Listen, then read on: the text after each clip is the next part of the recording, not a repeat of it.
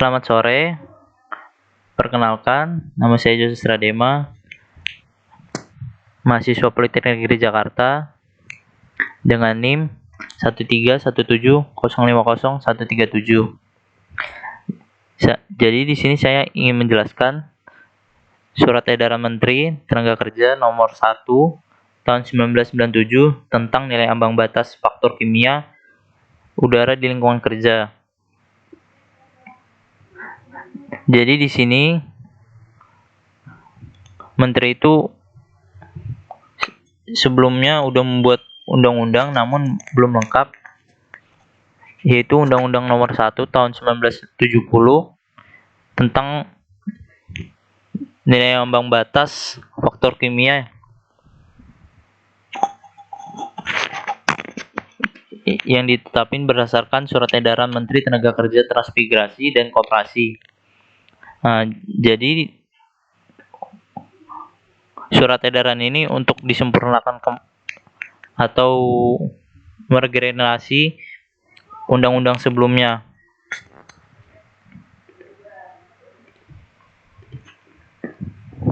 Nah, untuk lebih jelasnya kita langsung membahas saja nih di nilai ambang batas faktor kimia.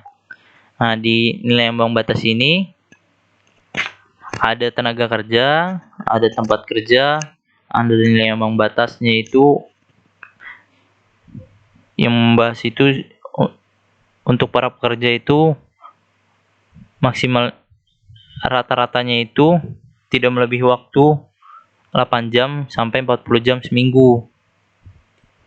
Nah, yang keempat itu ada faktor lingkungan, ada bahan-bahan kimia, ada alat pelindung diri kayak tutup hidung, mulut, respirator, kacamata, dan pakaian kerja yang khusus.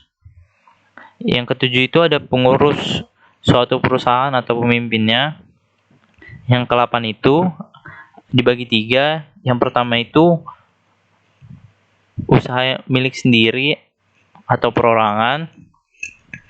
Yang kedua itu ada usaha milik orang lain namun dijalankan oleh suatu orang atau badan hukum. Yang ketiga itu ada usaha milik orang asing atau orang di luar Indonesia yang dijalankan oleh orang yang atau badan hukum yang berada di Indonesia atau perwakilannya. Yang ke-9 itu ada pegawai pengawas. Dan ke-10 ada Menteri Tenaga Kerja. Nah, di sini bisa kita lihat kategori nilai ambang batas itu dibagi menjadi 3. Yang pertama itu ada NAB rata-rata selama jam kerja itu yang tadi saya bilang 8 jam per hari atau 40 jam per minggu. Yang kedua itu ada NAB batas pemaparan singkat. NAB batas singkat itu jadi orang atau tenaga kerja itu tidak boleh terpapar itu 15 menit atau tidak lebih dari 4 kali kepajan per hari.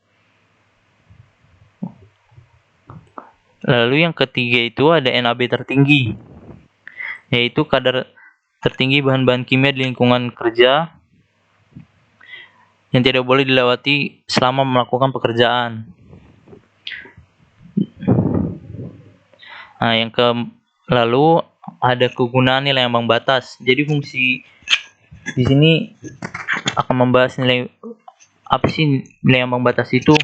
Jadi fungsinya itu sebagai rekomendasi pada praktek higien perusahaan dalam melakukan penata laksanaan di lingkungan kerja sebagai upaya untuk mencegah dampaknya terhadap kesehatan. Jadi yang pertama itu NAB itu juga bisa digunakan untuk sebagai batas standar untuk perbandingan, sebagai pedoman untuk perencanaan proses produksi dan perencanaan teknologi pengendalian bahaya-bahaya di lingkungan kerja. Yang ketiga, menentukan substitusi bahan proses produksi terhadap bahan yang lebih beracun dengan bahan yang kurang beracun. Yang keempat, membantu menentukan diagnosa gangguan kesehatan, timbulnya penyakit-penyakit, dan hambatan-hambatan efisiensi kerja akibat faktor kimiawi dengan bantuan pemeriksaan biologi. Nah, jadi di sini itu fungsi nilai ambang batas itu dibuat. Nah, yang selanjutnya itu kita akan membahas kategori karsinogenitas atau lebih akrab itu kita sebut seperti penyakit kanker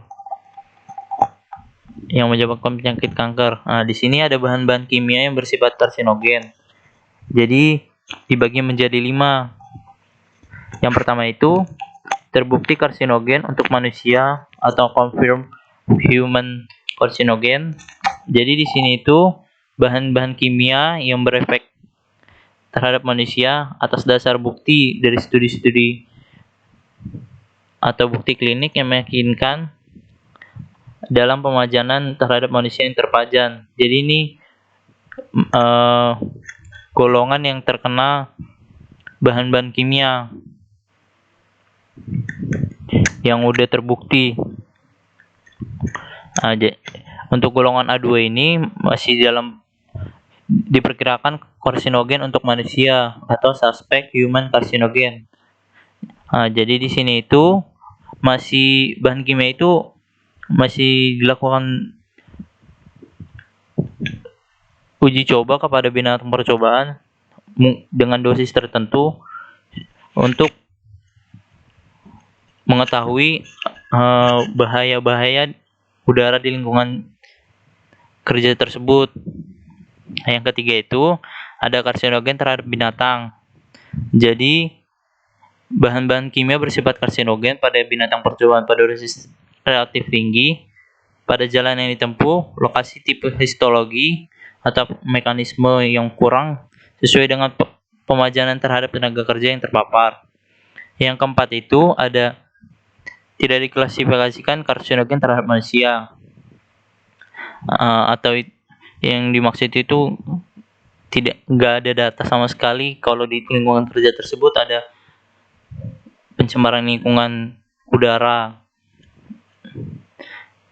Yang A5 ini tidak diperkirakan, jadi nggak ada sama sekali ada karsinogen di manusia tersebut pada saat bekerja di lingkungan kerja.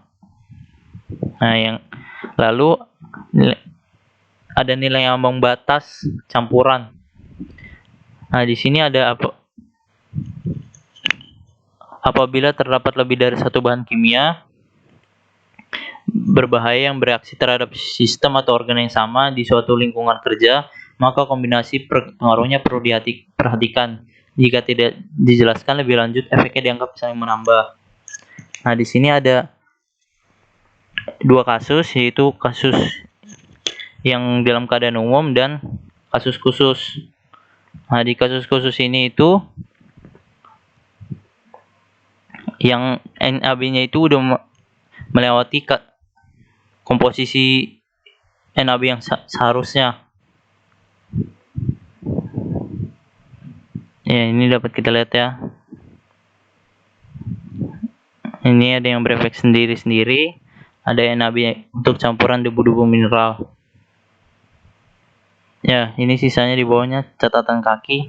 Ya, sekian dari saya, kurang lebihnya mohon maaf. Terima kasih.